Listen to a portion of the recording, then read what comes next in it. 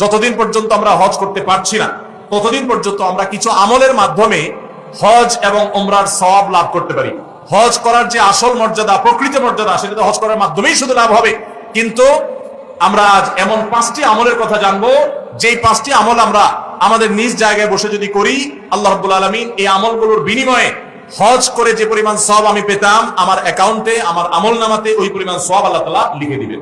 তাহলে যারা হজ করতে পারছি না তারা হজ করার জন্য তো চেষ্টা করবই, তার পাশাপাশি এই আমলগুলো যদি করি, আমরা আশা করব আল্লাহর কাছে যে আল্লাহ তাআলা হাজী সাহেবদের হজের মাধ্যমে যে সওয়াব লাভ করেন, আল্লাহ তাআলা আমাকেও মাহরুম করবেন না, আমাকেও তাদের মতো সওয়াব দান করবেন।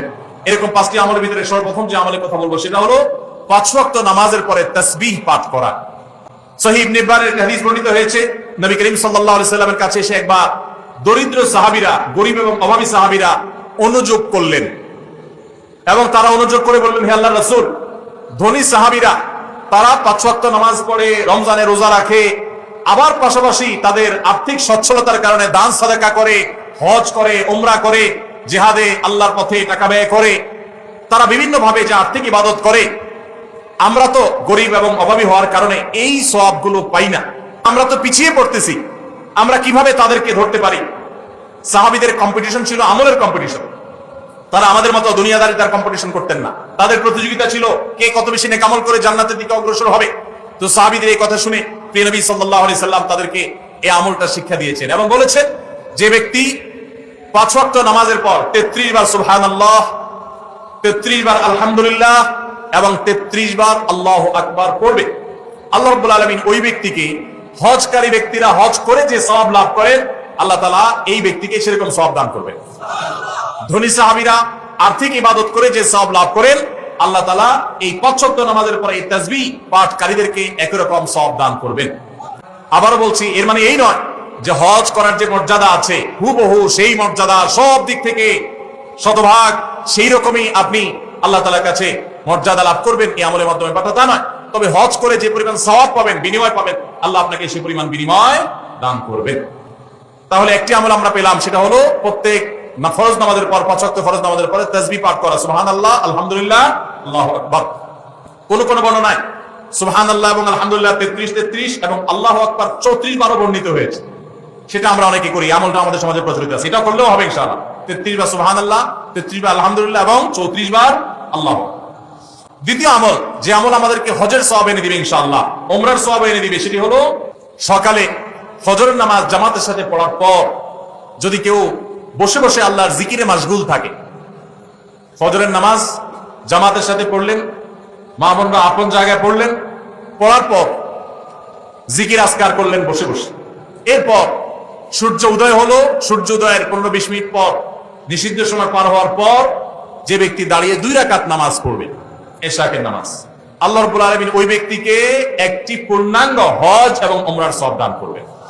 সকালে এশাকের নামাজ পড়ার মাধ্যমে হজের সওয়াব লাভ করা, এটা তো আমরা চেষ্টা করতে পারি, কি বলেন? আল্লাহ তাআলা আমাদেরকে তৌফিক দান করুন।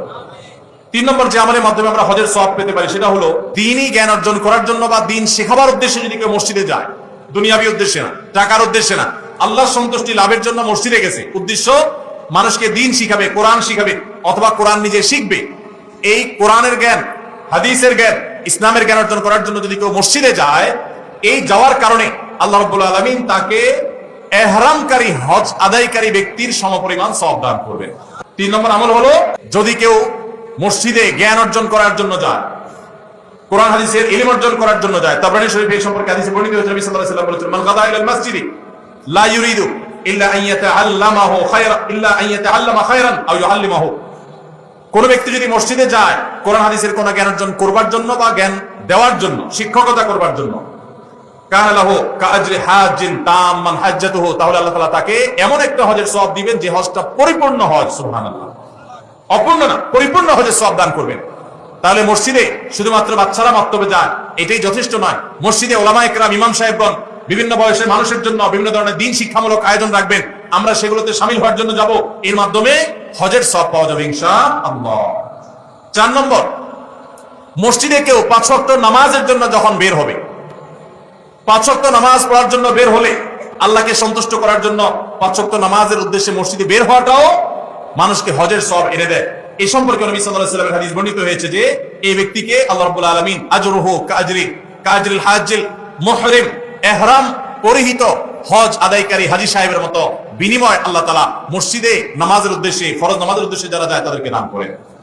মা বোনরা একই সওয়াব লাভ করতে পারেন তারা বাসায় নামাজ পড়েও যদি তারা তাদের বাসার মাহরাম পুরুষদেরকে, তাদের প্রাপ্তবয়স্ক পুরুষদেরকে, ছেলেকে, স্বামীকে, ভাইকে, বাবাকে যদি মসজিদে তারা পাঠান, একই সওয়াব তারাও লাভ করতে পারেন। আল্লাহ তাআলা আমাদের সবাইকে আমলটাও করার তৌফিক দান করুন। 5 নম্বর আমল হলো মা বাবার সেবা এবং খেদমত করা। এই সম্পর্কে তিরমিজি শরীফের একটি হাদিস বর্ণিত হয়েছে। এক সাহাবী নবী করিম সাল্লাল্লাহু আলাইহি সাল্লামের কাছে এসে তার ইবাদত বন্দেগী যেগুলো তিনি শারীরিকভাবে করতে পারেন সেগুলোর পাশাপাশি আর্থিক ইবাদতের প্রতি তার আকুতির কথা জাহির করলেন।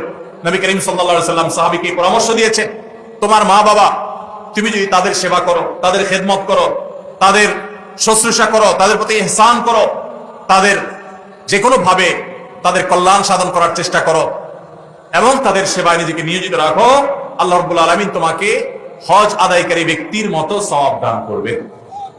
তাহলে ভাইরা, আমরা দেখলাম 5 ওয়াক্ত নামাজের পর 33 বার সুবহানাল্লাহ, 33 বার আলহামদুলিল্লাহ এবং 33 অথবা 34 বার আল্লাহু আকবার যে কোনটা করলেই হবে। এই আমলের মাধ্যমে আমরা হজের সওয়াব পাবো ইনশাআল্লাহ। ফজর নামাজের জামাত আদায় করা, ফজর নামাজ আদায় করার পর সূর্য ওঠার 15-20 মিনিট পরে ওই পুরো সময়টুকু বসে বসে জিকির আজকার, কোরআন তেলাওয়াত, দ্বীন শিক্ষা এগুলোর মধ্যে মাশগুল থেকে এরপরে উঠে যদি আমি 2 রাকাত নামাজ পড়ি, আল্লাহ তাআলা হজের সওয়াব দান করবেন এবং উমরার সওয়াব দান করবেন। আর 3 নম্বর হলো মসজিদে যদি কেউ দ্বীন শিক্ষার জন্য বা দ্বীন শিখাবার জন্য যায়, তাহলে এই যাওয়ার কারণে শুধুমাত্র আল্লাহ রাব্বুল আলামিন ওই ব্যক্তিকে পূর্ণাঙ্গ হজের সওয়াব দান করবেন।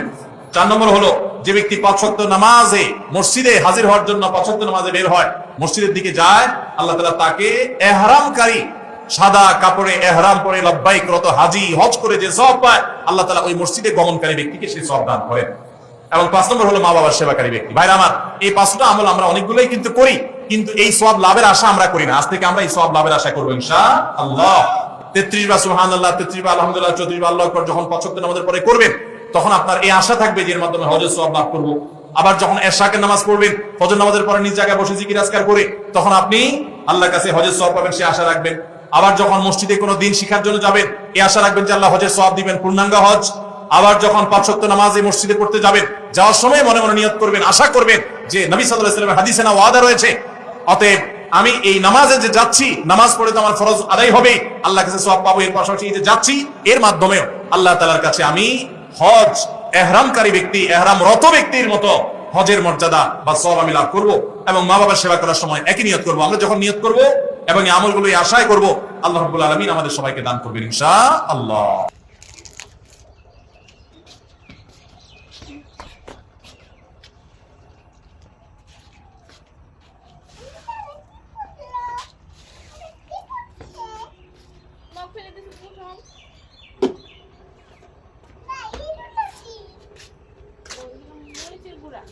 ধরো না কিন্তু